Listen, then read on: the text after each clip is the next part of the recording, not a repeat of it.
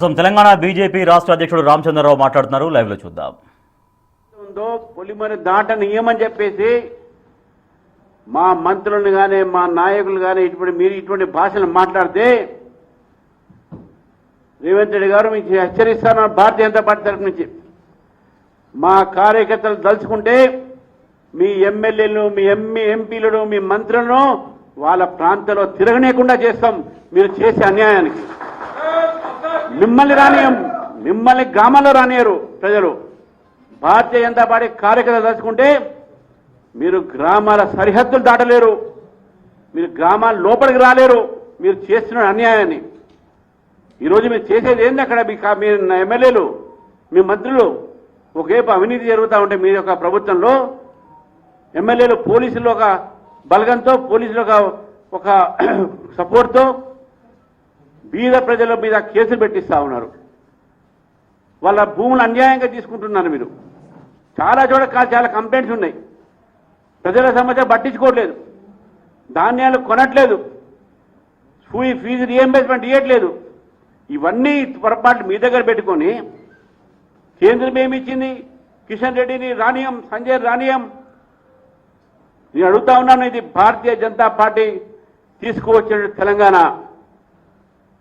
Bharatiya Janata party జేఏసీలో భాగంగా అనేక యొక్క ఆందోళన చేసి తీసుకొచ్చిన తెలంగాణ ఇది. మీరెవరనే మమ్మల్ని ఆపడానికి?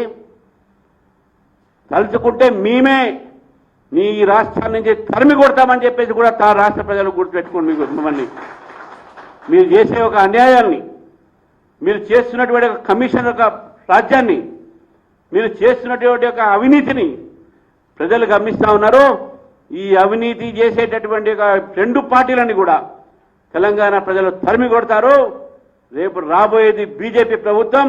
మీరు రాగానే మీ అందరి మీద ఎంక్వైరీ కూడా పెట్టిస్తామని చెప్తా ఉన్నాను. ఈరోజు రేవంత్ రెడ్డి గారికి మీరు పదే అడుగుతా ఉన్నారు. నేను మళ్ళీ మిమ్మల్ని ప్రశ్నిస్తా ఉన్నాను. మొన్ననే జగిత్యాల నుంచి కొన్ని జాతీయ రహదారులని 8,000 కోట్లతోని ఇచ్చింది కేంద్ర ప్రభుత్వం కాదా? అది ఈ రాష్ట్రానికి కాదా వచ్చింది? రాష్ట్రంలో 12 జాతీయ రహదారులు తీసుకొచ్చి 32 ఒక జిల్లాలకు అనుసంధానం చేసింది అది కేంద్ర ప్రభుత్వం కాదా? బీబీ నగర్లో ఎయిమ్స్ తీసుకొచ్చింది అది కేంద్ర ప్రభుత్వం కాదా? కాజీపేటలో కోచ్ ఫ్యాక్టరీ ఇస్తున్నది అది కేంద్ర ప్రభుత్వం కాదా? వరంగల్లో టెక్స్టైల్ పార్క్ తీసుకొచ్చింది అది కేంద్ర ప్రభుత్వం కాదా? జహీరాబాద్లో ఇండస్ట్రియల్ పార్క్ తీసుకొచ్చింది అది కేంద్ర ప్రభుత్వం కాదా? ములుగులో ట్రైబల్ సెంటర్ని తీసుకొచ్చింది అది కేంద్ర ప్రభుత్వం కాదా? షామీర్పేట చుట్టూ ఉన్నటువంటి మన శంషాబాద్ చుట్టూ ఉన్నటువంటి ఒక ఏరోస్పేస్ ఇండస్ట్రీ జోన్ తయారు చేసింది అది కేంద్ర ప్రభుత్వం కాదా? ఇదే విధంగా ఈరోజు 5 కిలోల బియ్యం రాష్ట్రంలో ప్రజలకు ఉచితంగా వస్తుంది, అది ఇచ్చేది కేంద్ర ప్రభుత్వం కాదా?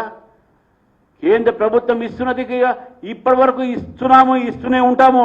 13 లక్షల కోట్ల రూపాయలు ఈ తెలంగాణ ఏర్పాటు చేసినప్పటి నుంచి నరేంద్ర మోదీ గారి ప్రభుత్వం తెలంగాణకి ఇవ్వడం జరిగింది. మీకు కావాలంటే మీరు విడుదల చేయండి వైట్ పేపర్, దాని మీద మేము కూడా విడుదల చేస్తాం. చర్చకు సిద్ధమని చెప్పండి. ఎక్కడ చర్చ చేస్తామని చెప్పండి. సెక్రటరియట్ గేట్ దగ్గర చర్చ చేస్తాం. సమయం పెట్టుకుందాం దాని మీద. ఆ సమయానికి నేను వస్తాను. మీరు ఎన్ని జిల్లాలకు ఏమి ఇచ్చారని చెప్తున్నాను. మీ ప్రభుత్వం వచ్చిన తర్వాత నల్గొండ జిల్లాకి ఏమి ఇచ్చారు మీరు అడుగుతున్నాను. మీ ప్రభుత్వం వచ్చిన తర్వాత ముగ్గురు మినిస్టర్లు ఉన్నటువంటి యొక్క ఖమ్మం జిల్లాకు మీరు ఏమి ఇచ్చారు అడుగుతున్నాను. మీ సొంత జిల్లా మహబూబ్ నగర్ జిల్లాకు వాగ్దానాలు తప్ప ఇచ్చింది ఏమి అడుగుతున్నాను.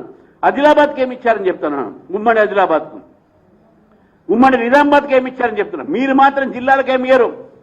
చివరికి హైదరాబాద్ మున్సిపల్ కార్పొరేషన్ కూడా మజ్లీస్ చెప్తే 3 ముక్కలు చేసి ఈ హైదరాబాద్ మున్సిపల్ కార్పొరేషన్ అయితే ఏంది, మల్కాజ్గిరి మున్సిపల్ కార్పొరేషన్ అయితే, సైబరాబాద్ మున్సిపల్ కార్పొరేషన్కి ఏంది అయితే ఇప్పటి వరకు మీరు ఇచ్చింది ఏంది అడుగుతా ఉన్నాను. మీరు కేవలం తీసుకోవడమే కానీ మీకు ఇచ్చే అలవాటు లేదు కదా. ప్రభుత్వం దగ్గర డబ్బులు లేవంటున్నారు మీరు, అందుకే భూములు అమ్ముతా ఉన్నారు. రియల్ ఎస్టేట్ పడిపోయింది. మీరు హిట్ ద్వారా తీసుకొచ్చి హైదరాబాద్ చుట్టుపక్కల రైతులు ఒక గొంతు కోస్తా ఉన్నారు. ఇవన్నీ కూడా మీ యొక్క పరిపాలన జరుగుతున్నటువంటి లోపాలు. ముందు దాన్ని సరిదిద్దుకోండి, తర్వాత నిజాం భాష మాట్లాడండి. మీకు మజ్లీస్ సావాసం బట్టి నిజాం భాష వచ్చింది. రానియం, చేనియం, ఇది నిజాం పరిపాలన కాదు, రజాకార్ల పరిపాలన కాదు. మీరు రజాకార్లానే బిహేవ్ చేస్తే తెలంగాణ ప్రజలు రజాకారులతో ఏ విధంగా కొట్లాడారో కాంగ్రెస్ పార్టీతో రేపు ఆ విధంగా కొట్లాడతారని చెప్పేసి కూడా తెలియజేస్తున్నాను. You are behaving like Razakar. Telangana ఒక ప్రభుత్వం రజాకార్లాగానే బిహేవ్ చేస్తూ ఉంది.